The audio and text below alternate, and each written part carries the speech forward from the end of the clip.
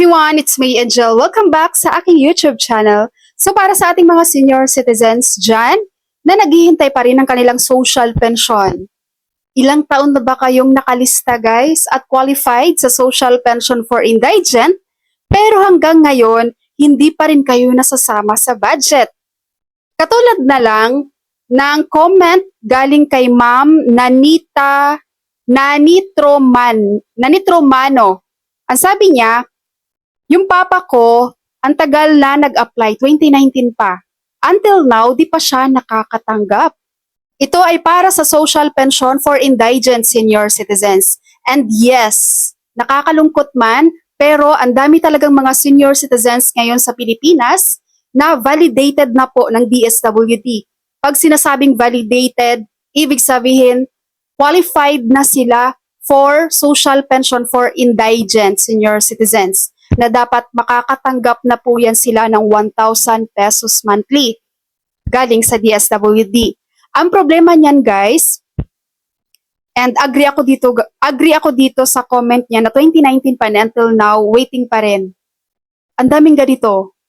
Dahil currently po, mayroon pong mahigit 600,000 na senior citizens, indigent to na waiting list sa social pension.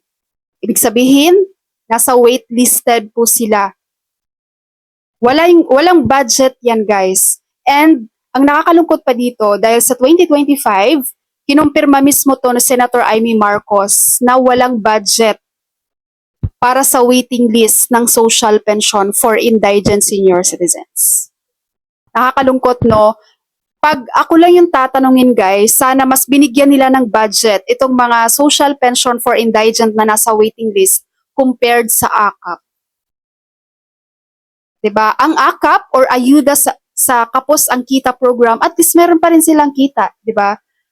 And alam naman natin guys na hindi lahat ng nasa AKAP beneficiaries ay talagang pasok sa requirements.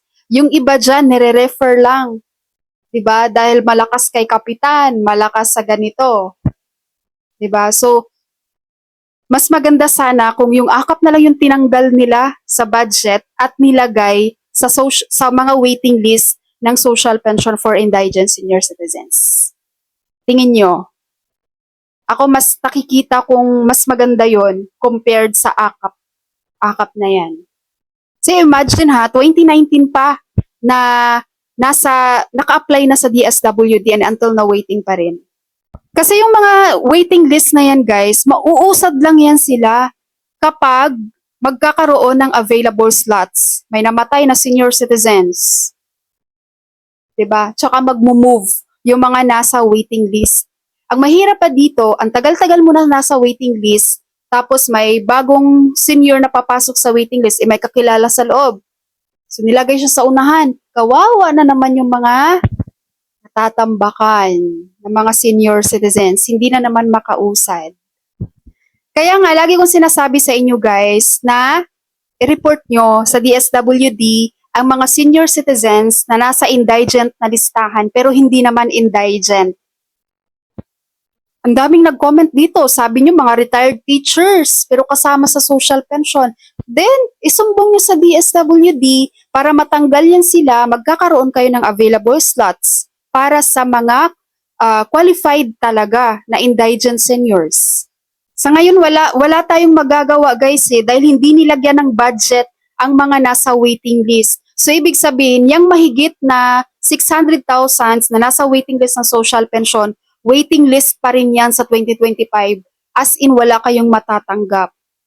No? Kaya kung gusto nyong umusad kayo dyan sa waiting list guys, magtulungan tayong lahat, i-report nyo sa DSWD yung mga hindi karapat-dapat pero nasa listahan ng DSWD. Huwag kayong matakot dahil confidential naman yan.